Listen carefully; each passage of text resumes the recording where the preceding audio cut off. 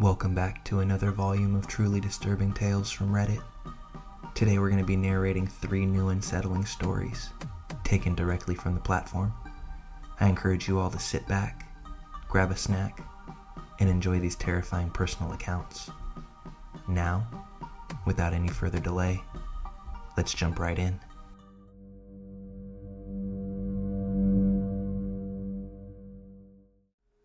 This all took place years ago.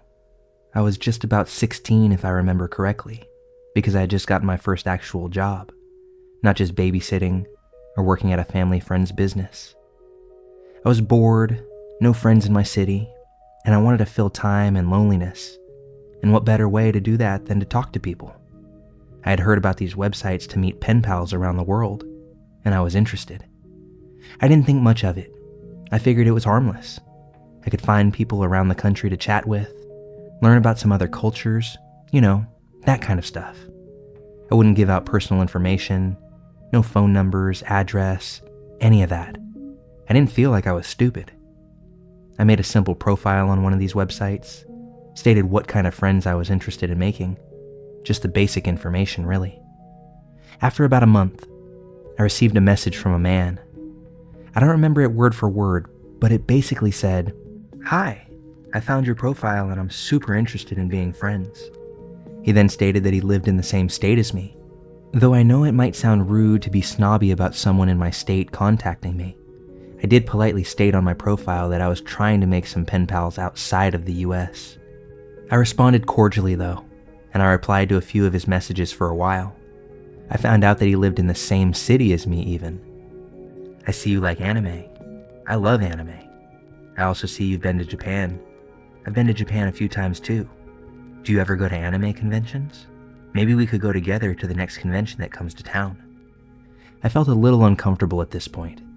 I put right on my page that I have no intention to meet up with anyone, just have an online pen pal. I politely told him that too, and he didn't like it. I just thought we could be friends, since we have similar interests and all. I again politely told him that I'm not interested in meeting anyone in person from the website. He pretended to be fine with it in the moment, and went right back to rambling about his interests. I logged off the website for a few days, and just focused on my own personal life, going to work, school, taking care of my disabled father. But one day, I woke up to notifications on multiple of my instant messenger apps, all stating basically the same thing. "Hey, it's from the pen pal website." He had messaged me on like 4 of my chat apps, which I certainly did not give out to him. How did he find them? I was annoyed. I messaged him on the pen pal website. "Hey, so I don't know how you found my IDs for my chat apps, but that was over the line. Really wasn't appropriate. And not one app, but you messaged me on 4? "I'm sorry," he replied, "but I really wanted to talk to you and you haven't been on the website for a few days." That doesn't make it okay though. I also have a personal life, job, and family. I can't spend all my time on there. That's why I messaged you on those apps. I don't have them listed on my profile. How did you even get them? He completely avoided the subject. "I'm sorry that I did that. I'm just trying to be your friend. I just want to be friends with you." That isn't the way to do it. I'm very uncomfortable that you somehow found that information that I didn't give to you. I don't really think we should talk anymore. I don't want to be friends with you. I'm sorry. Please don't contact me again. I immediately blocked him on all of those apps and on the pen pal website. For a few months after that, everything was fine. But suddenly, I got a message on one of the apps, and the user wasn't in my friends list. The message was basically as follows. "You stupid, fat, ugly bitch. No one will ever love you. You'll never find a man to love you. You're so f***ing fat and ugly. Why don't you just kill yourself, bitch? Do the world a favor." I rolled my eyes and blocked that account. Throughout the course of a year, every few months, across my multiple social media platforms, I would be harassed. I had completely forgotten about the man until I received a message on the pen pal website. The account had no name or photos. It was just a random username with numbers and letters. The message I received was the same nonsense as before, calling me fat and ugly, saying that I'm a bitch, telling me that I should die. Once I got the message on that website, I knew it had to be him. I'd had no other issues with anyone else. I replied saying that guy's name, telling him that I knew it was him and that his behavior is really sad and pathetic. I just wanted to be your friend, you f***ing bitch. You better watch your back. Then the account blocked me. For a few more months, nothing really happened. I got 1 or 2 more messages from fake accounts again, but I had grown used to it and just immediately blocked them. But then, I received a Facebook message from someone stating that they were a police officer. He was contacting me about a profile I apparently made on a website called Ashley Madison. It's used for people to have affairs, hookups, things like that. I had never heard of it before then, and absolutely did not have an account there. I had a long talk with this officer, where he told me his department investigates human trafficking, and thought I was an underage girl, possibly one in danger. It had my personal Facebook account listed on the profile, as well as many other ways to contact me. It was at that moment that the shock of this all set in. He advised me to contact the website and asked them to take down the profile, but said to me, "You seem like a sweet girl. I don't know who you pissed off, but don't read the profile." My curiosity got the better of me though, although I should have taken his advice. Using some of my normal selfies, an account was made, and the profile stated a lot of horrible things, very derogatory. It made me sick to my stomach to read some of the things that it said I apparently wanted to have done to me. Thankfully, the website took action to quickly take down the profile. The next time I got one of those hate messages online, I snapped. I didn't hold back one bit, cursing him out for being so immature and disgusting because someone simply didn't want to be his friend. That account blocked me without answering. I didn't get a message from any accounts for a while. One night when I was finishing up a shift as a closer at work, I was waiting outside for a family member to come pick me up. I didn't have my own vehicle at the time, and my family would give me rides to and from work. As I was listening to music, waving goodbye to my manager as they drove off, I got a notification on one of my apps. "You ugly bitch." I sighed, rolling my eyes as I opened the message. As I was typing out a sarcastic reply, another message came in that made me stop typing and freeze up entirely. "You're all alone now. I could kill you right now if I wanted to. No one would ever find you." I backed up against the building. I didn't have keys, only the manager did, and they had just pulled off. I looked around through the parking lot, not a single car in sight, only streetlights shining dimly around me. My heart began to race as more messages flooded in. "You're so f***ing ugly, you know that? No one would ever fall in love with you. Your family probably won't even miss you. You disgusting bitch. I should just kill you right now." I began to cry, the phone shaking in my hand. Just as another text came in, a car pulled up in front of me, and to my relief, it was my family member coming to pick me up. I took a big deep breath and quickly got into the car. "Sorry I'm late. Your manager already left? He just left you out there alone?" "Just drive," I accidentally screamed at them, tears streaming down my face. They asked me what was wrong and if something happened at work. But I was both crying and shaking, couldn't verbalize anything that I was going through. I simply handed my phone over and had them look through the messages themselves. We went back to our family's house, and they wanted to call the police, but I told them not to. I had no idea who this person was, or where to find them, or how to make a police report against them. But instead they called another family member who worked in the IT field.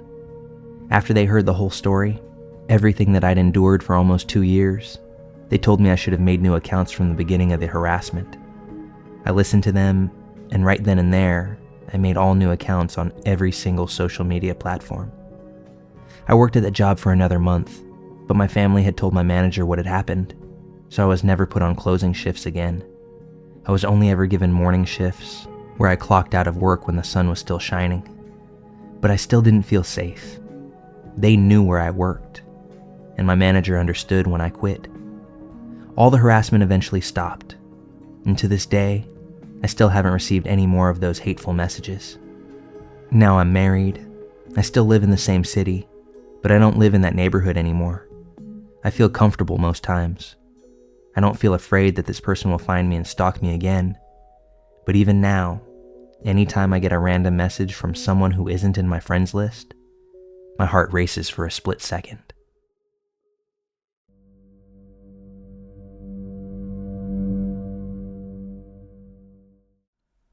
Recently, I moved out of my apartment. I simply had to because I no longer felt safe around my landlords. I lived in this really nice Dumbo apartment in Brooklyn for a few months with my roommate, who paid for most of the rent since her parents were super rich. Our landlords were actually this seemingly really sweet couple who lived a few floors above us with their kids. The first few weeks were somewhat normal, except for the fact that every time I saw their kids in the elevator, they would scream at me before they got off and proceeded to run away. I thought it was funny and cute at first, but then their eldest son came to visit and began doing the same exact thing, and he looked about my age, for reference in my mid-20s. I didn't really think much of it since maybe he was just playing along with his younger siblings. I had no other better guess. But shit got really weird when I bumped into all of them together, and we spoke for a bit. Out of nowhere, while we were having a pleasant conversation, the dad apologized to me saying that his son might act strange because he's, a retard. I was pretty shocked with him just saying that out of the blue. I paused for a second, and I can't really remember what I said, but I do remember wanting to get the hell out of that conversation at that point. A few days later, I once again bump into the dad while in the elevator. I was pretty standoffish, and he was just talking about how great my apartment is and how much of a generous guy he is for giving us such a low rate on it.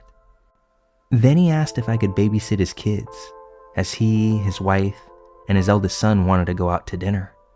I said no at first, but he counteroffered by saying that he'd pay me $150 an hour. And being the greedy idiot that I am, I agreed. I know now that this is where I f***ed up. When I get to his place, I was absolutely speechless. His apartment wrapped around the entire floor of the building. It was the nicest apartment I will ever see, that's for sure. About an hour in, and everything's going normally. I was playing some fighting game with his kids when we suddenly heard the front door slam. I told them to stay there as I peeked to see what was going on, and I see the dad falling all over the place, clearly drunk. He started walking towards me, and at the last minute, fell face first onto the couch. I must have popped a blood vessel trying to hold back my laughter. I asked if he was okay and walked over to assist him. He then turned around, looked at me, and said, "My wife will let us. Please." When I tried to ask him what he was talking about, his wife walked up to me, thanked me, and paid me in one swoop, telling me to come back another time. I just kind of went back to my apartment in shock, wondering what the f just happened. And no, I definitely wasn't going back. I told my roommate, and she told me that she also bumped into the dad, and he told her, quote, "My wife is cool, just so you know," with no further explanation before walking off. At this point, we knew that we sure as hell were not renewing our lease. We didn't see our landlords until our final month there. We kind of joked to our friends about how our landlords were creepy cucks. The next time I see them was actually with my boyfriend, who was well aware of what they were trying to do. It was an intensely awkward elevator ride, as when they saw us in there, they just went quiet and smiled, nodding repeatedly at us. As we step out of the elevator, the dad shouts, "Hey," and winks at me as the doors closed. After that, I asked my boyfriend to stay with us for the remainder of our lease, because at that point, my roommate and I were freaked the f*** out. Our final and creepiest encounter was a few days before moving out. My roommate walked out of the apartment, and both landlords were sitting in front of the elevators, looking as if they were waiting for us. She said that they started sobbing when they saw her, and begged for us to stay. They apparently apologized for making us uncomfortable, and said they thought we were the, quote, pretty young girls they were waiting for. She didn't say a word to them as she got on the elevator, and called me to warn me that they were outside. And that's when they started to knock on our door. My boyfriend answered and said when the guy saw him, He asked if I was there. Of course, my boyfriend said no, but they tried walking in anyway. I walk out of my room saying, I'll call the police if they don't leave, and they beg me to not, before running out of the apartment. A few days ago, we get a text from a random number saying we could live there for 6 months free if we just gave them a few nights. Of course, blocked and deleted. The whole thing was such an uncomfortable experience living there all those months, especially knowing that these weird people had keys to our apartment. I'm glad that we ended up leaving when we did. I don't know how much longer, if at all, I could have gone on calling that place home.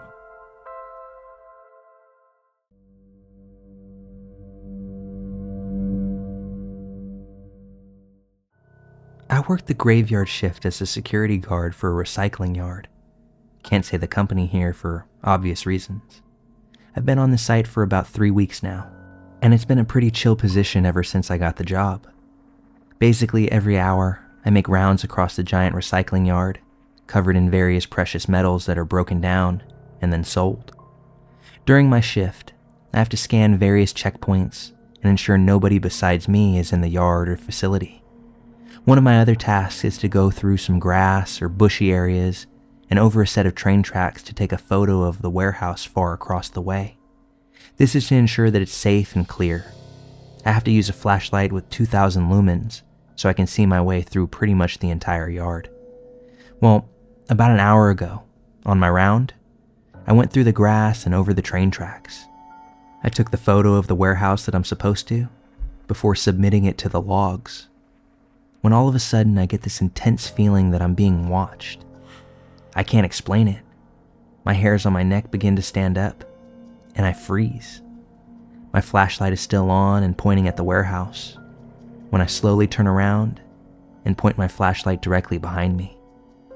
I kid you not, about 10 yards away, I see a skinny, old, wrinkled white man with a large gray beard sitting in a chair. He was looking directly at me. He had dirty jean overalls on and what I think was a Western-style cowboy hat. He was bare skin under the overalls too.